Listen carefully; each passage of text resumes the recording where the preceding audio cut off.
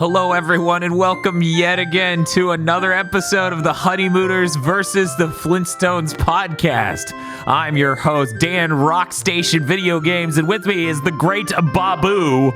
Bam Bam. From GigaBoots. I guess I should have said the great Bob Bam from GigaBoots.com.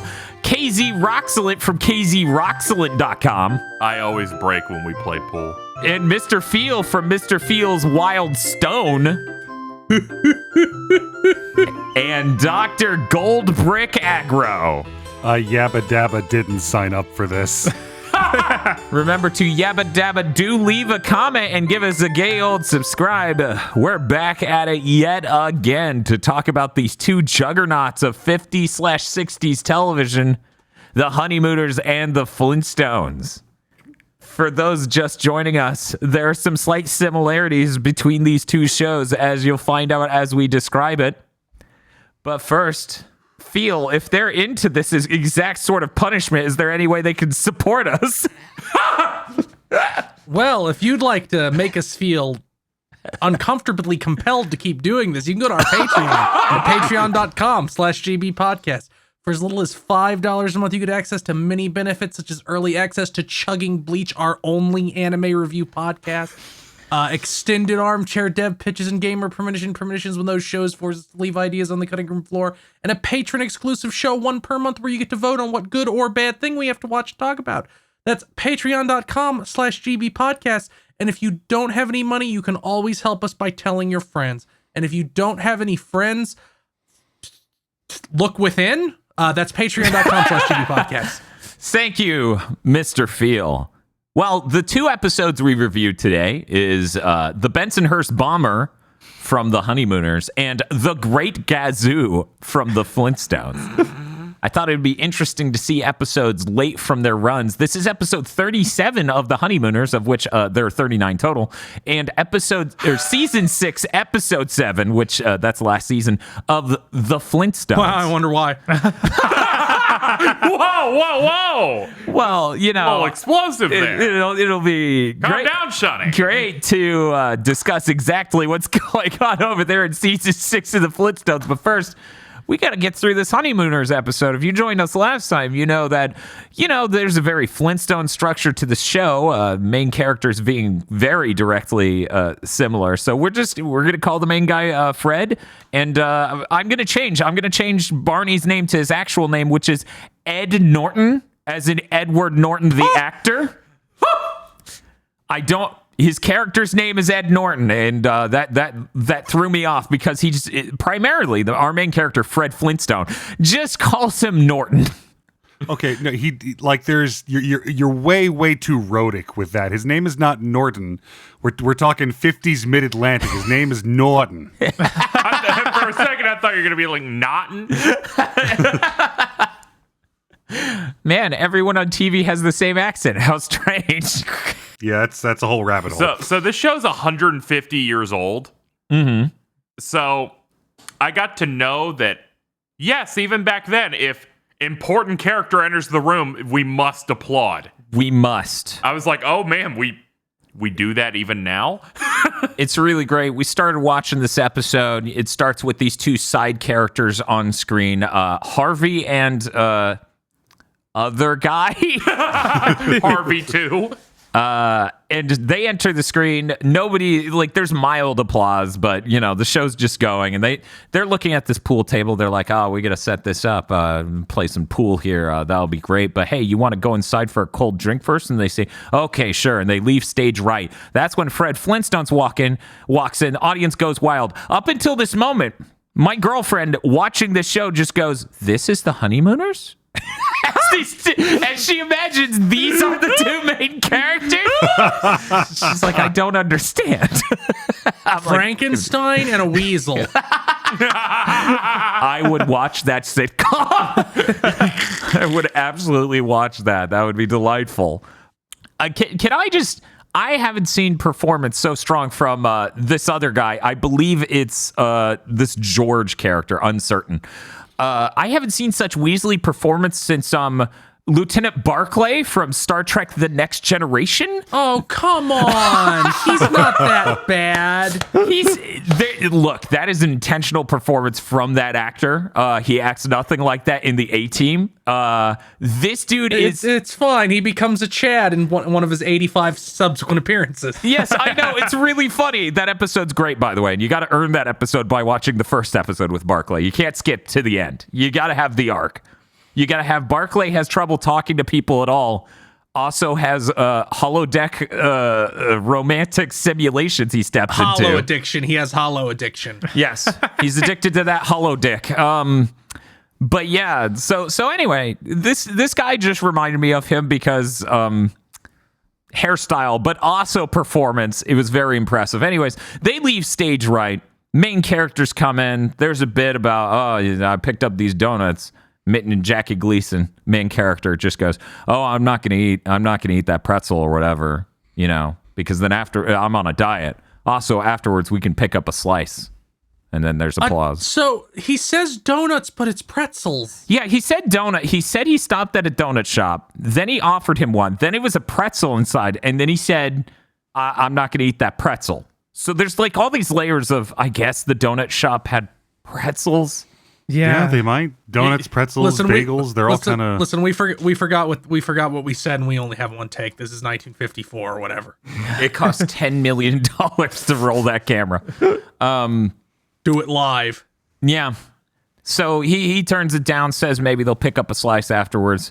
They set up on the same table, start pulling down their cues and stuff, and racking the balls. There's some debate over who should rack the balls. It's a back and forth on this. It's very funny, they assure me. The audience also assures you. They clap and laugh. It's very Who's On First-esque. This show is so old that they did that. They did that bit, and I went, maybe this is the first time this has ever happened in media, so it has to be funny. Yes, that's what I was thinking. Maybe this was groundbreaking. Yeah, so I was like, I'll give and them the rope. fact that I've seen it in every cartoon since is the problem. Maybe people were just so amazed at these small people being in a box in their living room. I mean, to be fair, when Harvey comes out later, like when I saw Harvey, I'm like, I've seen you in Looney Tunes. They just fucking drew you. It's not even debatable. Just drew you. It's really quite something. But they do the racking balls, but it's something. I always win when you rack the balls, or you always win when you rack the balls. So let me rack the balls, and then we'll flip a coin. But then I don't want to call what the coin is, so we'll roll for it with dice. But then why are you evens and I'm odds? And it keeps going and it keeps going. And then eventually, whatever, they start playing pool, finally. We're released from this first 4 minutes of this show prison. And they begin to play fucking pool. And as Ed Norton starts to do... what was that again, Aggro? Norton? Okay. Well, as he while we're on the subject, they went to say the word, I believe, coin, and it came out as kern. You heard that too? Yeah. Kern. Yeah, I'm going to flip this this kern. I don't know if that's like a weird slang from the era or what, because that's way more than like a dialect vowel. Oh, yeah, no, that is an intentional decision. Thank you for remembering that and pointing it out, because I, too, was like, they keep saying it. That has to be intentional. There's no way that's an accent. Is the joke that they're saying it wrong? Like the Bugs Bunny maroon thing? Where it's moron? Mm-hmm. I don't know. Anyway, they hit it. Ed Norton goes to take his second shot. And while setting it up, he starts building out his power fantasy. He starts building his dream board out loud in front of the shot. He goes, I'm going to hit this, and it's going to go into there, and it's going to go into this hole, and now cause this to go into this, and he keeps going, and the other guy's like, just take the freaking shot. And then he takes the shot, and, they pretend it was good. It doesn't matter. It's, once again, one continuous take. Right. The camera will not show what's happening on the billiard table. It's fine. It's even better. It's black and white, so that makes it harder to follow exactly what occurred, but... that's when the small one, I believe George, comes back in, And he's like, that's our table. And if you think I'm doing an extreme exaggeration of this man's voice. No, not at all. Yeah, no, he's droopy dogging it up. It's fucking amazing. He has like Boo Boo Bear energy. Yes. It's so wild to see something this seminal, this formative, where like, oh, look, that is a small man, so he's very meek and a little effeminate. And like there's nothing at all not sincere about the way we're playing this. Because in comes his large, angular-faced friend, who is clearly mean. Yes, that was the dynamic for these two. That's the power couple they make. Him being the smaller one, droopy dog-esque, literally just comes back to set up Jackie Gleason's ego to be like, oh, I can push this guy around. Because, you know, this droopy fellow, he comes back in and he's just like, that's our table. We were playing on that. You're going to regret this. And then Jackie Gleason's like, get out of here. We're trying to play here. I pulled this table. Now you go back inside. And he's like, well, I just went inside for a drink. And he's like, well, I hope it was cold. And I hope it was strong milk. And I'm like, what a weird joke. I get what they're doing, but Shorty. that's obviously that was the strongest drink he could order from the bar was milk. Hey, Bond, this guy seems like he's from Texas, and I don't see any horns. And then it cuts to them beating the shit out of him in an alley. It's just like, oh boy. 50s. Yeah, so he keeps warning them. Jackie Gleason says, now get out of here before I bend you into bookends. And then he leaves. George leaves.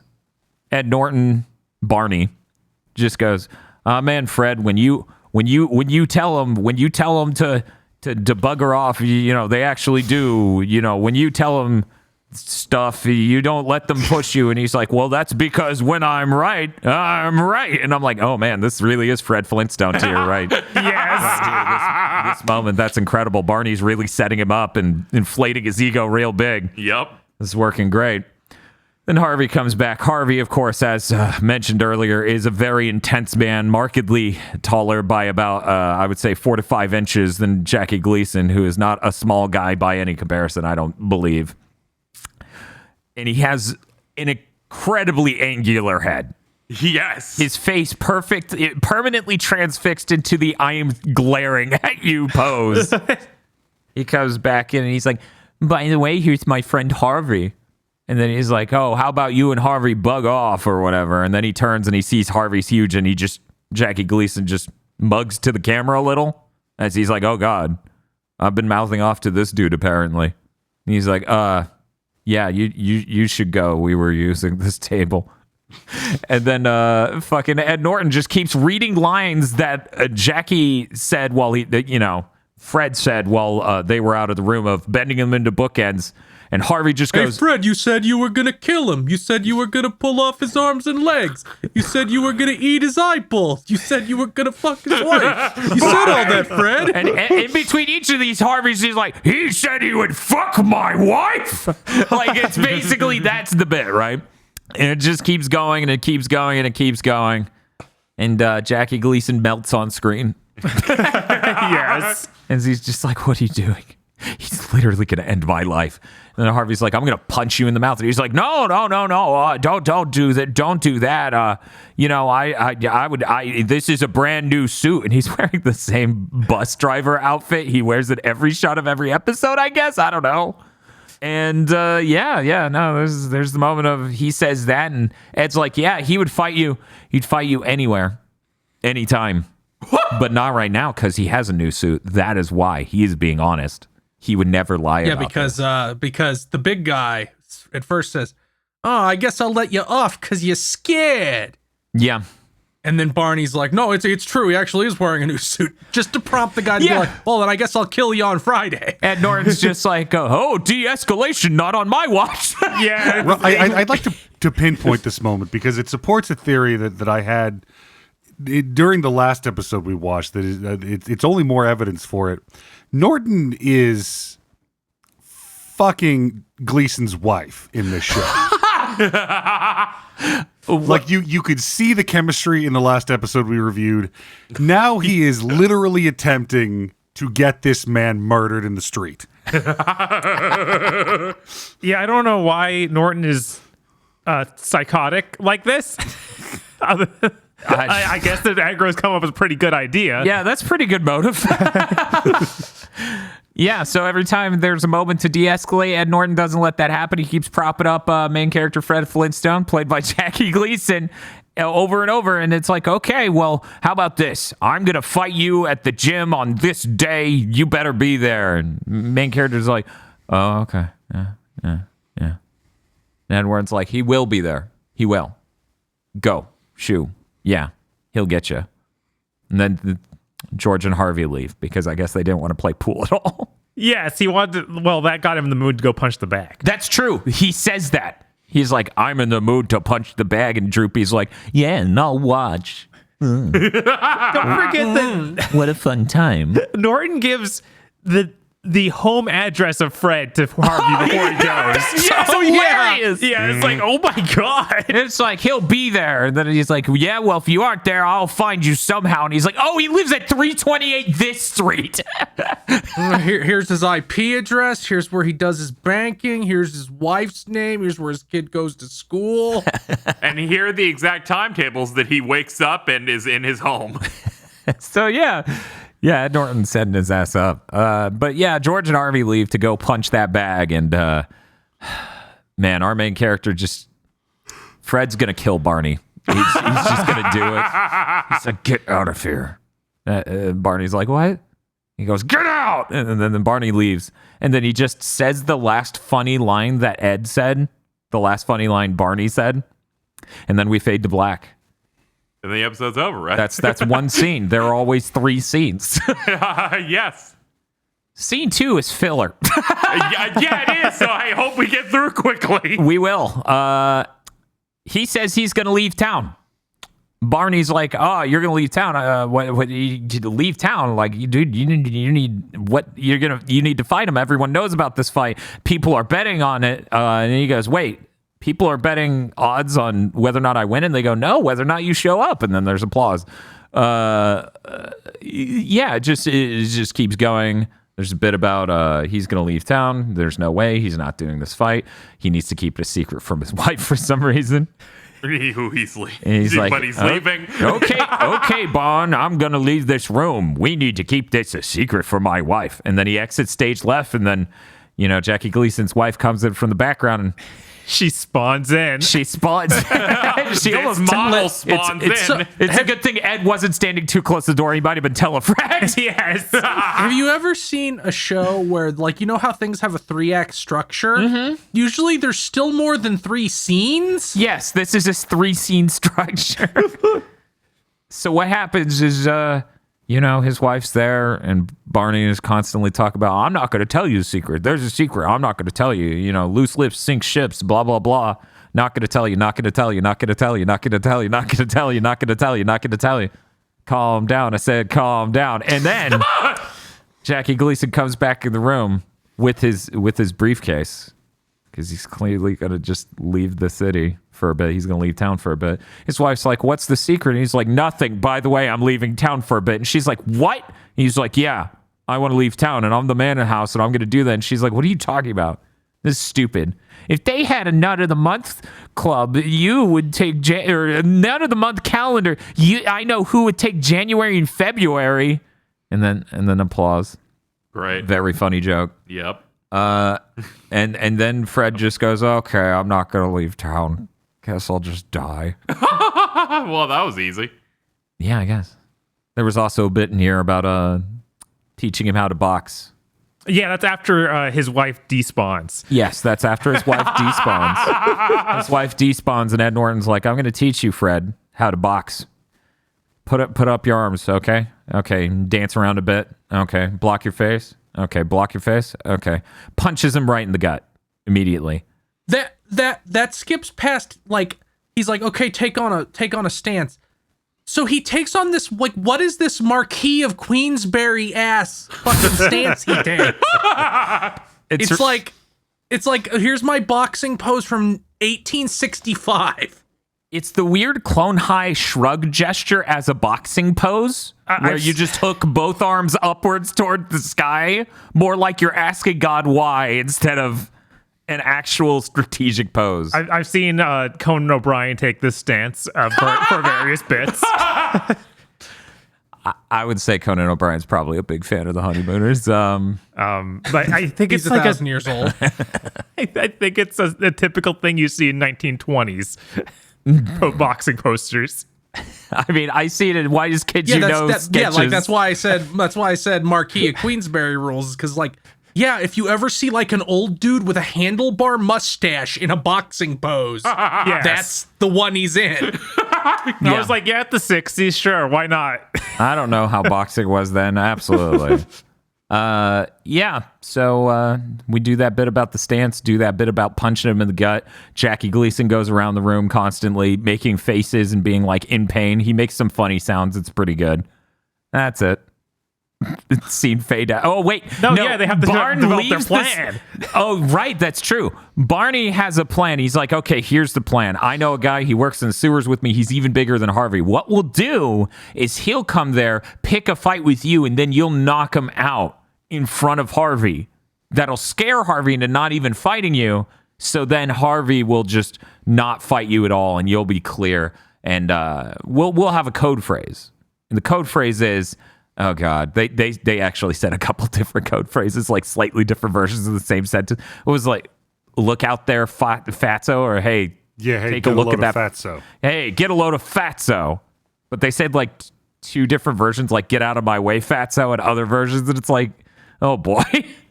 Anyway, hey, get a load of fatso is the code phrase, and he's like, hey, that's kind of hurting my feelings. Can you change the phrase to something else? And he's like, yeah, but if he said get a load of skinny, I think Harvey would realize something was up. And I was like, this is correct. And I'm like, man, why hasn't someone beaten you to death yet, Ed Norton? He escapes it every day by scapegoating Fred Flintstone. Yes. It's the only way he survives. His husband. He relies on him for protection and sustenance, and his wife to fuck. You covered that with sustenance. Yes. Yeah, It's so the 50s. Nobody does that. So that scene ends, and then we cut to Jackie Gleason sits down again. Because in the first scene, he leans against the pool table and says whatever the last line Barney said was. This time he sits down and the camera zooms in a bit while he says whatever the last line Barney says is. Of the, get a load of fat. Oh, and he looks panicked. And then they fade to black. And then we fade back in, and this is the final scene of the 3-scene structure that this show is famous for. I can get through this very briefly.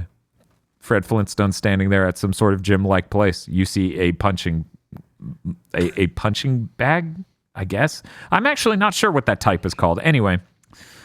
It's some shit from 1924. Oh, the little hanging one? Yeah, the little hanging It's one. a speed bag. Okay. There we go. He's standing there. Harvey shows up. Other guy didn't show up yet. He's like, oh, shit. Harvey's like, okay, let's get the fight out of the way. And Fred Flintstone's like, no, I have a friend showing up. And he's like, what do you mean a friend showing up? Are you trying to chicken out? And he's like, no, I'm not chickening out. I just don't. My friend's supposed to show up. And then this big guy comes in from off screen and he bumps right into Jackie Gleason. He goes, get out of my way, man. Hey. And then he looks at Harvey and he goes, get a load of fatso there. And that's when Jackie lights up like a Christmas tree. He's like, oh, this is a guy. He goes, get a load of fatso there. How about you get a load of this or something like that? And just punches him in the throat. Yes. And then the dude just goes out cold into the background against like a metal rail. He's dead. Harvey looks at that, basically shits his pants. And he's like, oh man. You know what? I was just kidding. You can take a joke, right, Fred Flintstone? And Fred Flintstone's like, yeah, I can take a joke, so let's get to the ring. He's like, no, I'm just kidding. It's fine. Don't worry about it. Anyways, yeah, it was nice seeing you again. Anyways, I gotta go. And he's like, yeah, okay, you better run. and then Edward Norton enters the frame. And he goes, hey, my friend couldn't show up. He goes, what do you mean? I knocked him out. He's right over there. And he goes, no, he's sick. That wasn't him. Then Fred realizes he knocked out a random dude by punching him in the throat. She goes, oh, wait a moment. I could probably kill Harvey. Get Harvey back here. That's it. Like directly after that, he punches the speed bag and hurts his hand. And it hurts really his bad. hand. So Yeah. who knows what's true? Yeah. Well, he probably broke his hand punching a guy in the face. That isn't easy on your hand. There's a reason boxers wear gloves. I wish this was the final episode they ever made. The implications. Close enough. Yeah, it is only 2 episodes away. Who knows? Maybe episode 38's a memoriam for Jackie Gleason. Oh, man. So there is a strong possibility that guy he punched is actually dead. Yes. Oh, Yeah. yes. Because when you go down from one to the chin like that and don't come up, Yeah, they even kept trying to wake him up. Like, hey, dude, wake up. Wake up. No. Yeah, he's probably dead. Yes. If not, if he ever actually hit his wife, she would definitely die. But he doesn't, luckily. So, hey, we just confirmed he never hits his wife. Nice. That's amazing. There's a silver lining to everything. All that shaking his fist at her must have really built up the muscle group. He's just been vibrating for years, getting stronger. His wife is actually super powerful. The strongest chin muscles ever. So, okay, I wanted to ask about the inciting incident of this episode. Yeah. Where George comes back in and he's like, hey, we were going to play on that table, but we went in to get a drink first. And then, Ralph's like, fuck you, physical violence. Go away, you're small. Yeah. Because everybody was wrong in that scene. I wanted to get a Gallup poll of like, if you saw this happening live and the fight broke out, who would you side with in this instance? Is this Netflix's next business model? You, audience, decide the morality. Oh, God, I hope so. Fuck, that would be great. Edgar, I want to know, in your situation, is there actually another pool table right next to it completely vacant? Oh, yeah, absolutely. That definitely seems like the case. Like, Okay. Like That's what my I have- assumption was the Yeah. entire episode. Because they gesture to it, and I think you can partially see it. Yeah, they couldn't Yeah, get they're in it a pool entirely out of hall. the shot. Yeah, they're in a fucking pool hall. the real question is, the one-offs, did they pay? Because there's like a coin slot on the table. No, it sounds like they made it sound like it's an hourly pay thing. There's a line in there about it's blank an hour. So I think they paid for entry. So I don't know, because like the tables are usually coin operated, but the balls were already set up. Exactly. They didn't pay for the table. This is what I hate. This show's so old. Are they coin operated at the time? I would say Jackie Gleason is in the right, but he acts like such a fucking dick. Yeah, I'm kind of the opinion that technically the decision of you guys clearly were not using this table, we're not going to move, we're in the middle of a game. Like, it wasn't racked up. It wasn't racked up. You can't just be like, we were going to use this later. We did not rack up the balls or anything. Yeah, Right. you didn't do anything that would tell me that someone was already using it. You didn't, Right. you didn't put a prop up here or a coin on top of the table or something. So where do you sit on this, aggro? I'm with you guys. I'm gonna go find that image of worst person in your life makes good point. Yeah, I don't know. I think it's absurd. The inciting incident of this episode's absurd, and Edward Norton just wants Frank Flintstone to die. Maybe he actually achieves Yeah, it in episode 39. That's why we don't see any more. Maybe. Who knows? I'm just. He just opens the door and shoots him. I think worst person you know makes a great point with Fred Flintstone on the image. Yeah. Might be the most impenetrable joke we could ever make. Someone's like, "What the what? What?" What does this mean? It means I'm 70 years old and making hot memes. We're like, sorry, it's a Honeymooners reference. They're like, "Why is Fred Flintstone on it then?" After we did that last episode, under a promoted tweet for a product that was clearly a piece of crap that wouldn't work, somebody said, "Can it core apples?" on Twitter, and I lost my mind. No. I was like, no, this is the last thing I wanted to start getting Honeymooners references. No. I mean, watch the most popular episode of Honeymooners. Of course, it's still referenced. Okay, yeah, that's on Yep. me. So with that wrapped up, we now move on to the Flintstones. We have another important moral question asked. How much does the Great Gazoo suck? Fuck you. The Great Gazoo is the best Yeah, of all time. It sounds like Dan's a dum-dum. Phil, do you have any takes on the Great Gazoo? It's no wonder that this show got canceled after this season. They jumped the shark so bad. The funny thing is, I never knew he was a last season thing. It's Yeah, so Yeah, I great. didn't. I thought he was a staple of the whole show. the funny thing is, I had heard a long time ago, yeah, they added the Great Gazoo in one of the last seasons of the Flintstones, and people hated it and saw it as a dumb gimmick for what it was to try to boost ratings, and nobody at the time liked it. And I was like, one of the last seasons? Wow, okay. No, literally the last season. In one of the last episodes of the Flintstones they made, they just go, what if aliens? It's like, wow, I'm impressed. Yeah, anyway, so we watched episode 7?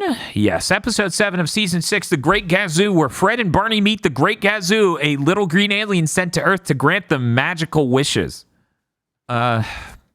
You know, in the last episode of the Honeymooners versus the Flintstones podcast, we made reference to making the same joke for 10 minutes straight. And this one is for 20 minutes straight. Let me check the runtime on this. I can tell you exactly how long they make the same joke. I get that we went from season 2 to season 6, Right. Yes. but this is a different show. It is tonally very different, yeah. And I remember my dad who would often speak fondly of the Flintstones. I'm like, I fucking hate the Great Gazoo so fucking. Are you serious? Yeah. Holy shit. Like father, like son, Jesus. Oh, that's weird. This is my first time encountering all of this Gazoo hate. I know. It feels like we just cracked open Pandora's box. Me as a kid, I'm like, I love the Great Gazoo. He makes magic wishes happen. And then as an adult, I'm like, I hate the Great Gazoo. He makes bad writing appear. I hate him. His head's too big. It's really impressive. Like literally, the moment he speaks, it feels like it is now a different show. Just real quick before we really dig into this episode, I would like to note, hilariously, I am looking at this episode on IMDb, and weirdly enough, on the right side, under user lists, the user list biggest jump the shark moments has this in its collection for some reason. I have no idea why. Weird. Very strange. So to summarize the episode, the opening is about Wilma trying to get Fred to take her and go along with Barney and Betty to a very nice place to eat. I'm trying to remember the name of it. It's something Plateau, I believe. It's like Chateau, It's something. some French bullshit. Yeah, it's some French bullshit. with rock in it. Olive Garden. Yeah, so they're trying to go to the Olive Garden. They want new dress, and it would be nice or whatever. She doesn't reference the new dress. Fred says, no, definitely, maybe. And then he gets in his car, and Barney's like, yeah, my wife was hammering me for the same thing. And now that I've done this high-pitched Barney voice, Yeah, I'm like, now what? just imagining Fred looks like Harvey. And Yeah, I'm like, what's happening? And then he goes, yeah, Betty was hammering me for the same thing. And then Fred's like, yeah, if we go to that dinner, though, it's not just going to be a dinner. It's also going to be like a dress and a babysitter and all this stuff. And, oh, man, we can't afford that. And then they're driving down the road. And, oh, man, the fucking UFO crashes into the ground. And they stop and they try to dig it up. And then from inside, you hear the Great Gazoo go like, be gentle, dum-dum, pick that up. Ooh, I'm the Great Gazoo. So they pick him up and they put him down. And then he instructs them on how to open the pod. And like next to the blue dongle, there's a latch. Lift that up and hit the button. And then it pops open. And the Great Gazoo emerges, and Fred and Barney are just like, you seeing this shit? And he goes, yeah, I see this shit, Fred. We need to stop hitting up before we go to work. And don't even know where they were going. The funniest part is before any of this happens, when they're just driving down, quote, the road. It's clearly not a road, and it's clearly backyard background. And I'm like, Fred is just going on a rampage through people's backyards. That's just how things are in Bedrock, Dan. I'm sorry. He was off-roading. Yeah. That's his Jeep. Yes. Anyway, Gazoo comes out and he basically goes, yeah, I made a device that would end all of existence for being everywhere in the known universe. And so to punish me, they sent me back in time. And now I clearly have to help you two dum-dums for freeing me. And they're like, okay, cool. We're going to give you like 1 billion things to give us. Give us a patio set, new indoor furniture, and a thing for Bam Bam and a thing for Pebbles. And by the way, they added Pebbles, Bam Bam, and Wilma's mom since the last episode we watched. Oh my God. Things are going great at the Flintstones as they shake a bucket full of characters onto the cast and go, live! This is great. I love a big ensemble cast. I do wonder how audiences received Bam Bam and Pebbles. I have no idea because they're not the Great Gazoo. I think it We was all also negatively, but not as negatively as Aw, but Pebbles. the Great Gazoo. I really like the concept. Like they show there's this shot later of Pebbles being close to Bam Bam, and I'm like, one day Bam Bam's just gonna hit her in the face with that giant club they let him have, and then they're gonna be like, oh Straight right, to the moon. we shouldn't fucking let that child have a giant weapon. Are you kidding me? There's saber-tooth tigers and feral hogs all over the place. I think there was a special that they did where Pebbles and Bam Bam were growing up. Oh yeah, that's its own series. That was a show. Oh, okay. yeah. Bizarrely enough, Yeah, at least it had a little bit more staying power than the Great Gazoo. In fact, I think it was called the Pebbles and Bam Bam show. I also Yes. think there has been so much fucking Flintstones content. Oh, yeah. It would literally take longer than chugging bleach to cover even half of it. I know it's very funny because, like, if you recall, last time we gathered, I sat here and said, I've seen too much Flintstones. I think I've seen every episode 3 fucking times, and everyone was floored. I'm like, yeah, weirdly enough, haven't seen any of the adjacent stuff. I think I saw. Did they have Flintstones Kid? I feel like I've seen that, Yes, they had the Flintstones kids, but I've never seen the Pebble and Bam Bam show. I watched the intro for it and had a stroke, like on YouTube. I can't imagine a podcast where Phil's summarizing Flintstones and he just has less energy than Bleach. Where he's just like, no, this is too much. It'd go a lot faster because the end of every episode is just the same joke for 10 minutes. Yes. We do get to that point where it's like they're out. So yeah, And then Bam Bam unleashes his Bam Kai. yeah, a cop comes up on all the possessions Gazoo wished into the middle of the street for them. And they go, oh no, what are we going to do with the cop? Great Gazoo, just explain yourself. And he's like, people other than you two can't see me. And they're like, The writer no. said that's the case. so the cop shows up and they're like, we found this?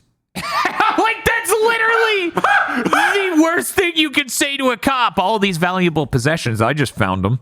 I like that the cop immediately is like, yeah, you stole all of this. It's like, Right? Like, I know there are no black people on the Flintstones, but Jesus. right? I'm like, maybe this is stunningly real. I'm like, this cop's like, time to earn my keep. Yeah, he just starts writing up citations. Oh, they're blocking the road. Oh, they're refusal to return stolen goods, et cetera, et cetera. Are they blocking the road? That's what they're saying. I'm They're still of the blocking the belief yard. they're in a backyard. It is clearly what the backdrop is. But they're saying, oh, they're blocking the road. They're doing all this. There are no other cars. There's no other nothing. Yes. Once again, this cop only ran into them because it was on its way to Fred's backyard to talk to his wife. Hey, it's okay. It's fine when animation mistakes happen early on in the run. This is not season 6. I swear. Yeah. I mean, it's a Hanna-Barbera show, so animation mistakes are The kind of a way of life. Yeah.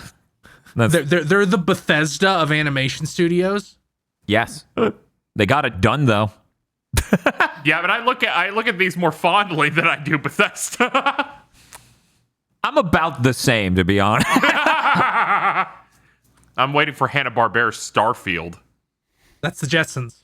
Yeah, there you go. Oh, okay. Very exciting. So they go, okay, Gazoo, he's going to arrest us. Wish it away. So he wishes away all those things. And then the police officer just starts losing, and he's like, oh, man, I've been working too hard. I got to go. And he starts riding his bike away, which, it's the Flintstones. So he has to run to begin the cycle. I think it's pedaled. Well, see, that's the thing. It has pedals, but he runs to start it, and then Gazoo wishes it away, so he just keeps running. And it's like, you didn't change a whole lot here, but apparently these things have gas. I don't know. That joke in the other episode still has a mystery in it of these seemingly are foot powered, and you kick real hard, and then they just keep going. But also they have gasoline because Barney could siphon the gas out of Fred's vehicle. So cop runs out of there. They get home. Their wives are there. They explain to their wives they saw the Great Gazoo. They're like, haha, you're crazy. We're going to leave the room now. And then Gazoo appears, and he's like, Gazoo, help us. And he's like, okay. And he turns their wives into chickens. They're like, Yeah, because they're hens, clucking hens. You get it? Yeah. You get it? Yeah. You get it? Yeah. So, Yeah. And then she went remember shopping. that last episode we watched where Fred really rapidly understood the situation at the ending? Yes. And you admired Like, it. way faster than a cartoon character normally understands a situation and, like, very quickly sorted it out. What the fuck happened to that Fred? 4 seasons. He got Homer Simpsoned over the seasons. Yep. Yep. Yep. So they're like, Gazoo, turn it back. Okay. And then the kids and Dino can see Gazoo. And that's a thing. Bam Bam picks him up and swings him. That's it. Yeah, they talk about how Bam Bam's super powerful. He's so strong. Anyways, Gazoo, wish us some dresses so we can take these bitches out. Don't give us money, though. That'd make it complicated later in the episode. See, they as a part of the pile of things they got earlier, they got $20 whole. So they go to this place, the Olive Garden, and they don't have reservations. And she's like, "Oh, that's okay. I got this 20 that Gazoo gave me earlier." They wish for something at the entrance. Oh, corsages, right? Yes. So they brought the dude up front to get a seat. The wives go out ahead. They wish Gazoo to give them corsages. Gazoo's like, "I'm really tired. Please let me sleep." And they're like, okay, we won't need you for a long while. And I'm like, why did you say that? Why didn't you just get the money from him right now? Why are you doing this? So he goes to sleep. And then they go eat the food. And they're like, oh, this food is great. It was such good food. I love food. I ate all the food. And I'm like, Yum, yum. You didn't even want to write one funny name for a meal? Too much No, work. We need this thing done in 3 We already days. did Bronte Burger earlier. We're tapped. Yeah, it's season 6. I'm Please. so tired. Just bury me. Please. They paid me $5 for this. So then the waiter comes to collect the check. They can't get Gazoo to wake up. Their wives leave because they're like, I hate to see grown men cry. And they walk off, and Fred and Barney are just crawling around trying to find Gazoo. Maybe he dropped the money on the ground. I'm like, this is fucking absurd. Waiter comes up and he's like, hey, where is the money? And they're like, oh, we got a friend outside. He's got the money for us. Bye. And they start trying to run, and it doesn't work out. And the waiter drops his accent entirely, and he just goes, "Hey, get him!" And then Wilma's just standing next to him and goes, "Hey, what happened to your accent?" And he's like, "My accent's only for paying customers." Yes. I was Best like, bit of the whole episode. it is Yes. 100%. The one good joke. It was genuinely funny. That was the funniest joke in the whole episode. And then security, I guess, gets them, makes them wash dishes. Benny and Wilma look at each other and they're like, oh, do you still have that vacation savings? Yeah. Okay, let's go home and get it so we can save the boys. So they come back. They use Why their did you want to vacation come savings. here if it costs as much as a vacation? Fucking crazy bitch. That's Well, because okay. all their friends had already gone, and it's the 50s. Yeah. Yeah. Yeah. Your husbands are both blue collar. I'm sorry that the guy who owns a country club can go to the fancy French restaurant. What was it, like $225 Yeah. Which In 1966. in 1966? So it's like, it's like $10,000. I'm Who gonna knows? look it up right now. yeah, I need. Because That would be, KZ, that would be $2,200. Oh, okay. Yeah. So that's about what like $600 per person. Yeah, they're about. So they get them free from washing dishes. They drive home. Betty and Wilma say goodnight to each other and just leave the boys in the car. They're like, oh boy, we should learn a lesson. What's the lesson? This episode sucks. And then Gazoo shows up to be like, it sure does, dum-dum. He's like, don't worry, my other episodes are even better. There are none. We will not ask for money from you now to solve the situation. I know, it's like we will not asking do for that. fucking money to put back in the jar. How about you ask to fill it all the way up? It's important to note that after season 6 of the Flintstones, the Great Gazoo was not featured in any other Flintstones media ever again. Oh no! Did he get a spinoff? Like what He happened? was in the comics. They put him in the game, like the NES game. Okay, yeah. They put him in the 2016 comic, which is completely different, so it doesn't really matter. Okay. And he was in the second live action movie, but none of the 7,000 movies and spin-offs they did after the main show even mention him. That's funny. I've only seen the first live action movie. I didn't even know there was a second. I It must always- be a totally different Yeah, cast. it's called Viva Rock Vegas. Yeah, Viva Rock Vegas. Oh my god. where he's played by Alan Cummings. Jesus Christ. Yeah, I always thought it was weird when the Flintstones met the Jetsons that at no point the Great Gazoo got involved. That does seem strange. I was like, there's Literally, so many people fucking hated him. They were like, no, he's depersoned. we're not going to bury him. We're going to hang him in front of the yard just so people know there's no Great Gazoo anymore. They didn't even give him a cereal. You would think, you take the Pantheon here. Where's the Gazoo? I was going to say maybe he's one of those shapes. I don't know. One of the cereals had to have shapes at some point.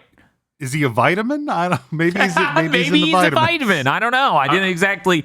Look, Flintstones Vitamins as a kid to me, I just stared at them and go, who are you? Because they're that rough, most of them. Just thinking of like our Fruity Pebbles version that's just keto and tastes like shit, and it's the Great Gazoo brand. Kale breakfast cereal. oh, It's green. Just like he is mathematically the most likable character ever. He's basically just half and half Magic Man from Adventure Time and Dr. Psycho from the Harley Quinn show. I don't understand how that doesn't equal TV magic. Maybe if they wrote a better episode around him. It's okay. The next one's this really episode good. Fucking blue. Dan, you were mentioning how when he first showed up, you were like, oh, Q's based on him, isn't he? Yes, I was like, this motherfucker's queuing it up right now. Real good. That's good. You just got to think of Gazoo core characters when describing. Yeah, where's the IMDb list for that? Honestly, the Flintstones used to be like lukewarm water for me when I was a kid. Like if it was on, it was better than nothing being on, but I could take it or leave it. I used to flip back and forth to Cartoon Network and like, oh, the Flintstones. Wait, is it a Gazoo episode? Shit, yeah. Oh my god. See, for Let's me, it was like I would sit here and disagree with your statement of like, oh, if it's on, it's better than nothing. But clearly, that must have been the way I felt at the time. Because once again, I've seen every episode like three times. This was during the era of daytime television, so I mean, Right? take what you can get. I don't, Right? Yeah, it was really dire. And sometimes you're given gold with the Great Gazoo. But yeah, anyways, Fred goes inside. Wilma's on the couch. She says, I'm in here, Fred. And I'm like, was he going to enter your house through some room that wasn't obviously the fucking living room?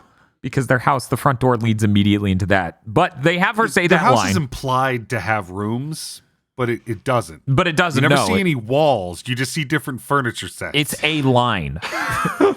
Their house is shaped like a Tetris line piece. It's just a one straight line from beginning to the back, which is why the bedroom attaches to the back door. So the cops have an easier time. No. Look, they need that exit plan. They do. But yeah, and then the lights go out. They come back on. Oh, Gazoo wished flowers into Fred's hand. Oh, that's cool. And he gives them to Wilma, and she's like, how did you do that? And he's like, it was a big surprise. And then Gazoo wishes the lights back out, and then she's like, oh, it's probably a circuit breaker. And he's like, well, they might as well stay out. And she's like, I agree with you, Fred Flintstone. And Gazoo's like, I'm going to be in this series forever. And then the fucking episode Luckily, it's ends. only 17 more episodes. And then the episode ends. Yeah. I have a poll. Okay. Uh-huh. After this episode, would you summon Gazoo just to order him to kill himself?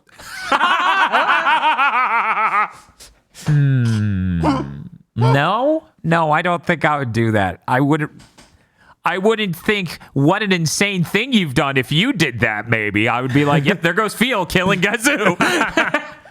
No, I'll take the high ground. I won't do that. I mean, it's not summon Gazoo. Listen, this dude, we forgot did we bring up the part where he got sent to the past because he made a doomsday weapon that could wipe out all reality? Okay, so what you're Yes. saying is, morally speaking, it's the correct thing to do. Right. Like, okay. Because future people clearly just offloaded their prisoner. I'm saying I'm a problem solver. Yeah, you're absolutely. I would. Yeah, here's another thing. Why would you send the guy who built a doomsday device to the past? They stripped him of all of his basic powers, except for the most basic, which is him being able to summon shit. I'm pretty sure it's Doctor Who rules, so whatever he does, it doesn't matter. They have a time shield.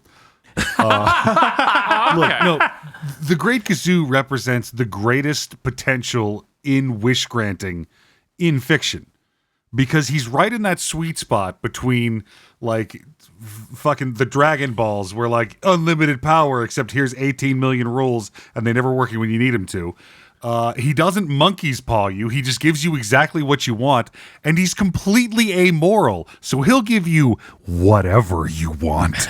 Yeah, the only quibble is that he's constantly hungover and has to sleep 18 hours a day. Yeah. I was surprised when they did that cop bit. I thought, well, maybe he is just teleporting this stuff from stores and they are actually stealing. But then that didn't come up, so I guess it's not how it works. Yeah, that would have been great if the Great Gazoo appeared before me. I'd be like, can I have $500 and a gumball machine? And then I'd tell him to kill himself. I need to get at least a couple of things out of it first. Then you would spend the $500 immediately, and the cops would come for the gumball machine, and the Gazoo would be asleep. Yes, sleep. It's okay. No one cares about it anymore. I mean, anyway, he's not a danger to anybody in the prehistoric timeline, because the kind of person that would build a button that kills everyone in the universe, is now at this moment so completely focused on revenge to those who have wronged him in the future. He's not going to do anything to jeopardize his chances of getting back there. Possibly. But we're not here to judge the Great Gazoo. We totally are. But We need to get that Some cute people courtroom. want to. but the structure of the show says we now need to judge these episodes. So, between the Great Gazoo episode of the Flintstones and the Honeymooners episode, the Bensonhurst Bomber, we need to decide which episode we think won this time. We're going to start with Bob. It was Honeymooners this time for sure. There were actually a few gags in there where I was laughing. Man, Great Gazoo's not good. I'm now like, man, I wish we watched a different episode with the Great Gazoo, assuming there is one. There has to be one. There right? has to be at least one Yeah, more. there's always next week. Who in their right mind invents a fucking Martian and then goes, we won't use him for the next 17 or so episodes. That would be insane. Stargate SG-1. Oh. We now go to Mr. Field. Mr. Field, which one of these two won? The Honeymooners. Okay. Like it's just Homer doing the dance, going default, default, default. Okay, that's 2 points for the Honeymooners so far. KZ. That Flintstones episode sucks real bad. That was terrible. Just to be clear, real quick here, I did not set up the Flintstones to fail. This episode is not the worst rated. It is, in fact, one of the highest rated episodes of the Flintstones. On Hanna-Barbera cultists. Yes. Yes, 100%. As Aggro pointed out multiple times in the prior episode, the subtext I understood while selecting this stuff and ranking it, very, very funny shit of, yes, it is ranked 7.7 out of 10 by the type of person who goes to review the Great Gazoo episode of the Flintstones on IMDb. That episode was terrible, so I have to give it to the Honeymooners because they also literally killed a guy in that episode, and that was great. We're now going to go to Dr. Aggro. As I said before, I was a huge fan of the Great Gazoo growing up. I loved every episode he was in. I don't actually remember ever seeing this first episode, and it was a lot worse than I remember any of the other episodes being. Oh no! Oh, no. Intellectual curiosity. But I'm still going to give it to the Flintstones because fuck me, I was bored as shit through that entire Honeymooners episode. It's fair. If a dude didn't die on that episode, I might have been able to be swayed. Body count. Body count's important. I'm going to have to give it to the Honeymooners. The sad thing here is I remember liking the Great Gazoo as a kid, and I'm now worried that every episode with the Great Gazoo is like this. We just have to watch every single one of them. You know, it's worth noting with the Honeymooners having 4 votes and the Flintstones having 1, on the recent run of the series, they're even now. If you look at this episode and the last one exclusively, they're even. So it's really up in the air which series is better, but who knows? Anyways, I want to thank all of you for joining us for yet another episode of the Honeymooners versus the Flintstones podcast. And go to our Patreon. Money. I sure did set up for a second part. I better say words. This month's GigaBoots videos were brought to you by the continued support of our executive producers, such as Esme, E. Lee Broyles, Star Falcon, Spaceman Spiff, Red Blaze 27, Brendan O'Sullivan, Burning Pepsi Man, Adam Admar, Cooper Tank, and Virmvarm. Thank you very much to our executive producers, and also these gamers. If you want to support GigaBoots so we can continue the content crunch, then head on over to patreon.com/GigaBoots today.